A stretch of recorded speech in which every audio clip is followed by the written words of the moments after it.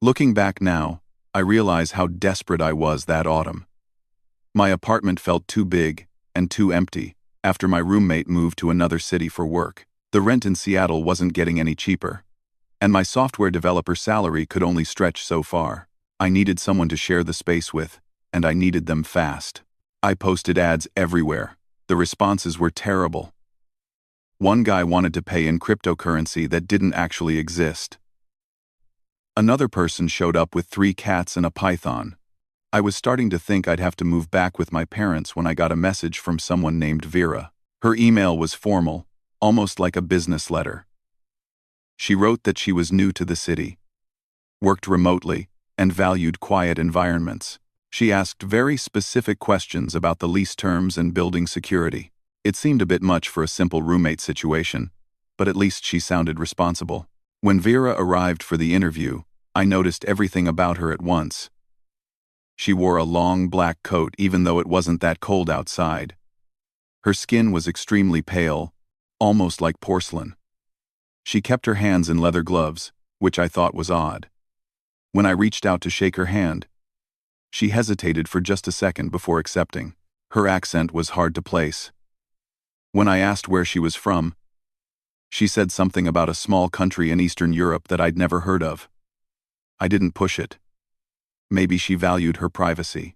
In this day and age, that wasn't so strange. The apartment tour took maybe 10 minutes. Vera examined everything carefully.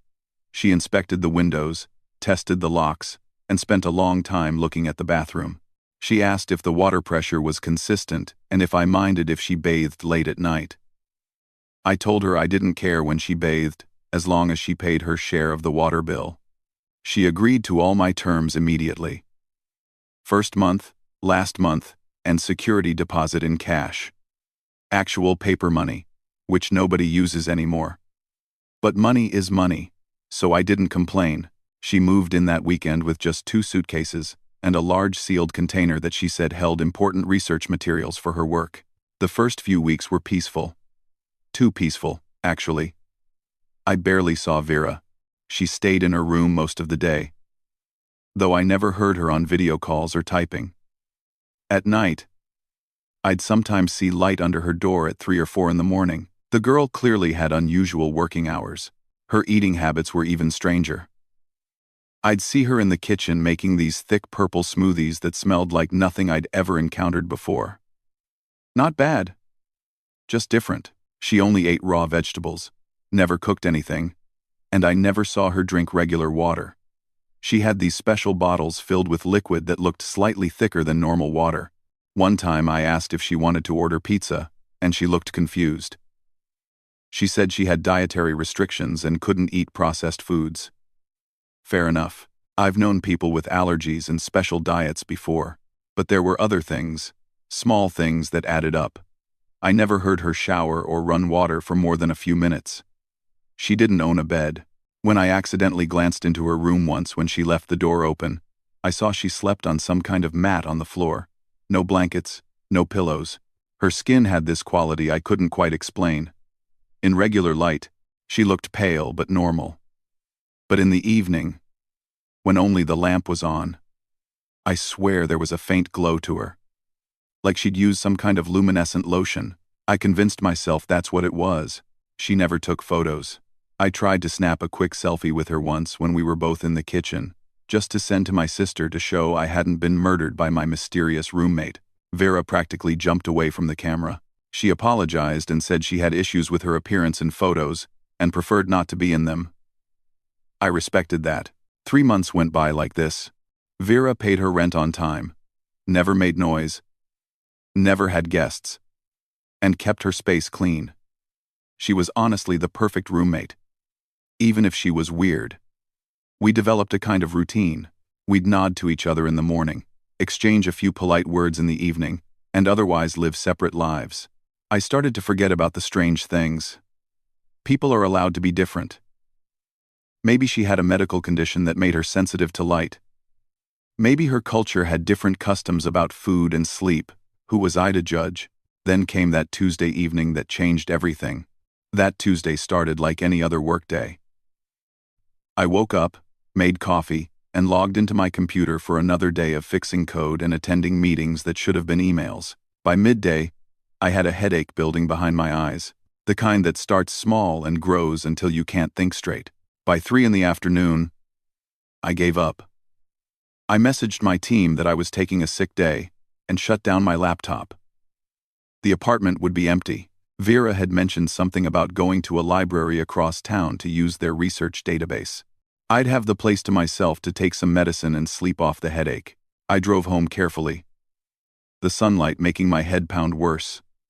When I unlocked the apartment door, everything was silent. Perfect. I dropped my keys on the counter and headed straight for the bathroom to find some pain medication. I didn't knock. Why would I? The apartment was supposed to be empty. I pushed open the bathroom door and stepped inside. The first thing I saw was steam. Thick, heavy steam that filled the entire room. But it wasn't regular white steam. It had colors in it, like oil on water, swirling with faint purples and blues. Then I saw her. Vera was in the bathtub, but she didn't look anything like the person I'd been living with for 3 months. Her body was translucent, like she was made of glass or some kind of gel. Inside her, I could see patterns moving. They looked like tiny galaxies swirling around, stars and nebulas of light flowing through her form. Her arms weren't solid. They shifted and moved like water, occasionally forming into something that looked more like tentacles than human limbs. The gloves made sense now. She'd been hiding this the whole time. But her face was what made me freeze completely. She wasn't wearing the human face I knew. Instead, she had large dark eyes that took up most of her head. They were beautiful, in a way that scared me, like looking at the night sky and realizing how small you are. Her skin, or whatever it was, pulsed with light from within. Blues, purples, and colors I don't have names for rippled across her body in waves. She was otherworldly, literally. We made eye contact. Those huge dark eyes locked onto mine. She made a sound that was part gasp, part something else. Something that didn't come from a human throat. I stumbled backward. My phone slipped from my hand and clattered on the tile floor. The screen cracked, but I barely noticed. I couldn't stop staring. Vera moved quickly. Her body started pulling together, solidifying. It was like watching water freeze in fast motion. The translucent gel became more solid. Taking on color and texture, the tentacles reformed into arms and hands. Her face shifted, bones appearing under skin that hadn't been there seconds before. In less than a minute, she looked human again. The Vera I knew. Pale skin, dark hair, normal features. She grabbed a bathrobe from the hook and wrapped it around herself. Moving with practiced speed, I finally found the ability to move. I turned and practically ran to the living room. My heart hammered in my chest so hard I thought it might break through my ribs. I collapsed on the couch, trying to remember how to breathe normally. This wasn't real. It couldn't be real. I'd hit my head. I was hallucinating from the migraine. Maybe someone had slipped something into my coffee at work. There had to be a reasonable explanation. But I knew what I'd seen. Footsteps approached. Soft, careful footsteps. Vera appeared in the doorway, now fully dressed in her usual long sleeves and gloves. She stood there for a moment, watching me with an expression I couldn't read. Then she walked over and sat in the chair across from me. Not on the couch next to me. She kept her distance, which I appreciated because I wasn't sure I could handle her being too close right now. We sat in silence for what felt like an hour but was probably only a minute. I opened my mouth several times to speak, but no words came out. What do you even say in this situation? Finally, Vera spoke. Her voice was calm, the same slightly formal tone she always used. I suppose we need to talk now, she said. I had hoped this moment wouldn't come, but here we are. I managed to croak out a response. What are you? She folded her hands in her lap, sitting perfectly straight like she was at a job interview. I'm not from Earth, she said simply. I'm a researcher from a planet very far from here. I've been studying human behavior and culture. My species can change our molecular structure to blend in with the populations we study. What you saw, was my natural form. I didn't sleep that night. How could I? My roommate was an alien. An actual alien from outer space, living in my apartment, using my bathroom, and apparently studying me like I was some kind of lab experiment. Vera had given me the basics the night before. She came from a planet she couldn't properly pronounce in English.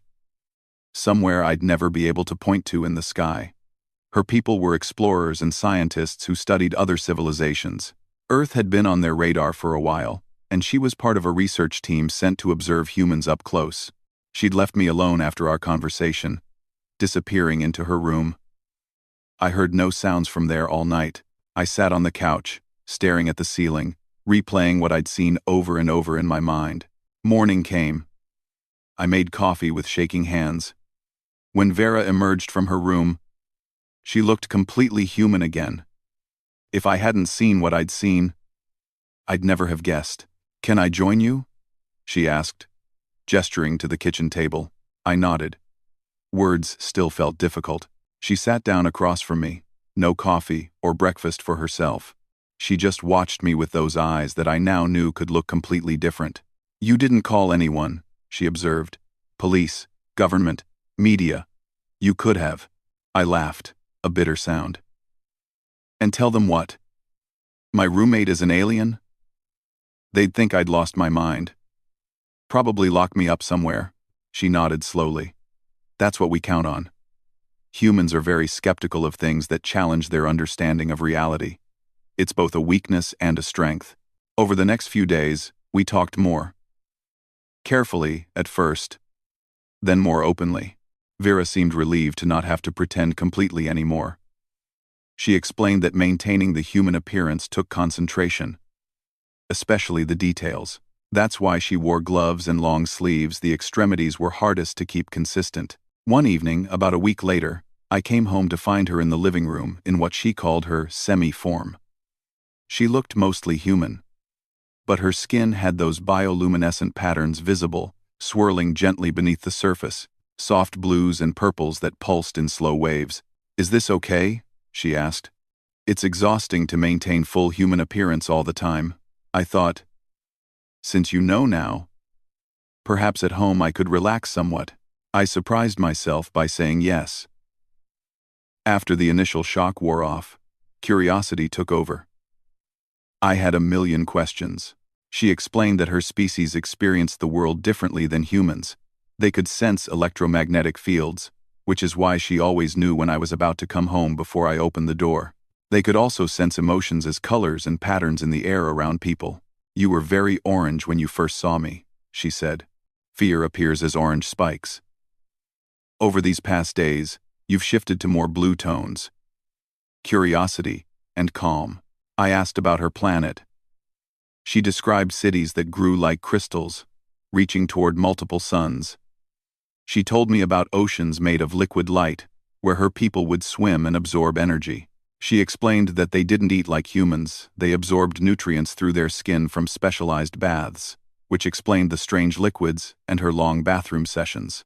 "The purple smoothies?" I asked. "Supplements. They help maintain the human form. Creating bone structure from nothing requires certain minerals." It was bizarre having these conversations. We'd talk about alien civilizations and then I'd have to excuse myself for a work meeting, pretending everything was normal. Vera started asking me questions too. Things about human behavior that confused her. Why did we shake hands? What was the purpose of small talk? Why did people watch television shows about other people's drama? I tried to explain sarcasm to her once. That was a disaster. Her species communicated very literally. The concept of saying the opposite of what you meant for humor made no sense to her. "But how do you know when someone is being sarcastic versus lying?" she asked, genuinely confused. "Context, I guess. Tone of voice. It's complicated. Humans are very complicated," she said, and those light patterns under her skin swirled faster, which I was learning meant she was either confused or amused. She told me there were others like her. Dozens of alien researchers living in major cities around the world, all disguised as humans. They had different assignments. Some studied government and politics. Others focused on art and culture. Vera's specialty was daily life and social interactions, which is why she'd chosen to live with a roommate. "You've been studying me this whole time?" I asked. "Yes. But also, I've come to consider you a friend." That wasn't supposed to happen. We're meant to remain objective observers. One night, about a month after the bathroom incident, Vera asked if I wanted to see her true form properly. Not just a glimpse through steam, but really see it. I was nervous but said yes. She stood in the living room and let the human appearance dissolve slowly. It was mesmerizing watching it happen gradually. Her solid form became translucent. The light patterns inside her body became visible, swirling like galaxies. Her arms shifted into those fluid, tentacle-like appendages that moved with incredible grace. Her face changed last, the human features melting away to reveal those large, dark eyes and a face that was alien but somehow expressed kindness. She was terrifying and beautiful at the same time. "Thank you for trusting me," I said. The colors inside her shifted to what I was learning was her version of a smile. 3 months passed in this strange new normal. Our apartment became something unique, a place where an alien could be herself, and a human could witness wonders he never imagined. Vera started spending more time in her semi-form at home. She said it was more comfortable, and I got used to seeing those bioluminescent patterns moving under her skin while we watched movies together. She particularly enjoyed documentaries about ocean life. Something about the way creatures moved underwater reminded her of home. She taught me things about the universe that made my head spin. There were hundreds of civilizations out there, all at different levels of development. Earth was considered young, interesting, but primitive. Her people had been watching us for thousands of years, waiting to see if we'd destroy ourselves or grow up enough for official contact. "What's the holdup?" I asked one evening. We were eating dinner. Well, I was eating pizza, while she absorbed nutrients from one of her special baths earlier. "Violence. Mostly," she said, those patterns under her skin pulsing thoughtfully. "Humans are incredibly creative and capable of great compassion. But you're also still very tribal. You divide yourselves over the smallest differences. Until you can see yourselves as one species rather than competing groups, contact would be dangerous." It was a sobering thought. I helped her understand human things she found confusing. Social media was particularly baffling to her. "Why do humans share images of their food?" she asked, watching me scroll through my phone. "I don't know. To make other people jealous? To remember nice meals? But you could simply remember it. Why does it need to be shared? Because we're social creatures, I guess. We want connection. You have connection. You're sitting in a room with another being. Yet you look at your device at images of strangers." She had a point. I put my phone down. Her observations about humanity were often uncomfortable. She noticed how much time we waste, how we damage our own environment, how we treat each other. But she also saw beauty in things I took for granted. She loved music, which her species didn't have. She'd sit and listen to songs with this expression of wonder on her face. "You create beauty from organized air vibrations," she said once. "It's remarkable. We have nothing like this." But everything changed on a Tuesday morning when Vera received a message. She had a device, something small and smooth that looked like a piece of polished stone. It lit up with symbols I couldn't read. Her patterns immediately shifted to colors I'd never seen before. Dark reds and sharp whites that flickered rapidly. "What's wrong?" I asked. She looked up at me, and even in her human form, I could see distress in her eyes. "My research period is ending. I have 2 weeks to prepare for departure and return home." My research period, also Franz. The words hit me harder than I expected. I'd gotten so used to having her around. She wasn't just my roommate anymore. She was my friend. My weird, alien, amazing friend, who saw the world in ways I never could. "Can't you extend it?" I asked. "It's complicated. There are others waiting for this assignment. And there's been some concern about my reports. I've been flagged for becoming too emotionally attached to my research subject." "Me?" "Yes. We're supposed to remain objective, but I've found that difficult. You've shown me kindness I didn't expect. You saw what I truly am and didn't reject me. That's rare, even among my own people. Over the next few days, Vera seemed different. More quiet, more withdrawn. She spent long hours in her room, presumably preparing reports and organizing her research. But there was another problem developing. One evening, she came home looking worried, her patterns swirling in anxious spirals. "There are people asking questions in the building," she said. "A man in a suit interviewed the landlord today. He was asking about unusual activity, strange energy signatures. Government? Almost certainly. My people detected similar patterns before. Earth governments have agencies that investigate anomalies. We've always managed to stay ahead of them. But someone on the research team must have been careless. They're sweeping the area." The next week was tense. Vera kept her human form perfect every time she left the apartment. No gloves, no long sleeves, nothing that might seem unusual. She learned to fake eating in public, to laugh at jokes she didn't understand, to blend in completely. I helped where I could. I'd check the hallways before she left, make sure no one was watching the building. We developed signals. If things seemed dangerous, I'd text her a specific emoji. One night, she sat down across from me, looking more human than I'd seen her in months. "I need to tell you something," she said. "I have a choice to make. I can return home on schedule, resume my career, maintain my standing in the research community, or I can request an emergency extension. Stay here longer, but face professional consequences. I'd essentially be throwing away years of work." "What do you want to do?" I asked. "I don't know. My logical mind says go home. But there's something else. Something my species rarely experiences. I think you'd call it attachment. I don't want to leave Earth. I don't want to leave this friendship." Those lights inside her swirled in patterns that looked like turmoil. "But there's also the danger," she continued. "If I stay and those investigators find me, it could cause an incident. It might set back Earth's chances for proper contact by decades.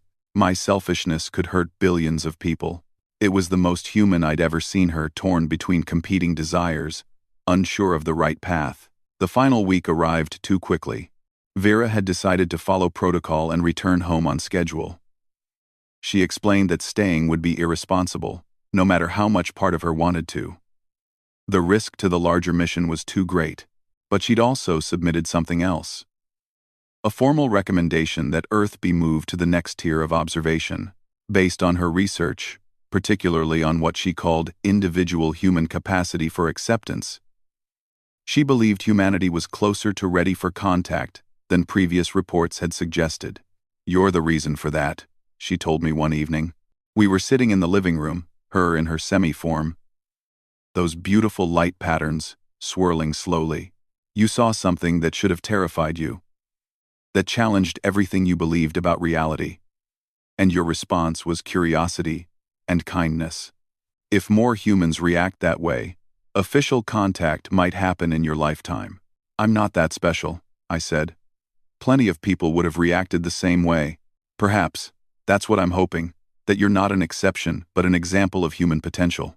The government investigators were getting closer. There had been 3 visits to the building that week. They were interviewing residents, checking utility records, scanning for anomalies. Vera's departure was perfectly timed. She spent those final days preparing. She could only take what she came with, 2 suitcases, and that sealed container of research materials. Everything else had to be left behind or destroyed. I watched her carefully erase all traces of her presence, using tools that looked like ordinary cleaning supplies, but left no molecular signature behind. "Will I ever see you again?" I asked her on the second to last night. "I don't know. If official contact happens, perhaps, but that could be decades from now. Your lifetime is very short compared to mine. That's another thing that makes this difficult." She explained that her species lived much longer than humans. What had been 3 months for both of us represented a much smaller fraction of her life. Yet somehow, it had mattered just as much. On the final evening, we sat together without talking much. There wasn't much left to say. She'd given me a gift, a small device that looked like a smooth river stone. She taught me how to activate it. It's a communicator, she explained. It works across the distance between our worlds. The messages take time to travel, but they'll get through. I can't promise I'll always be able to respond quickly, but I'll be listening. Will it get you in trouble? Staying in contact with a research subject? Those patterns swirled in what I'd learned was her version of a laugh.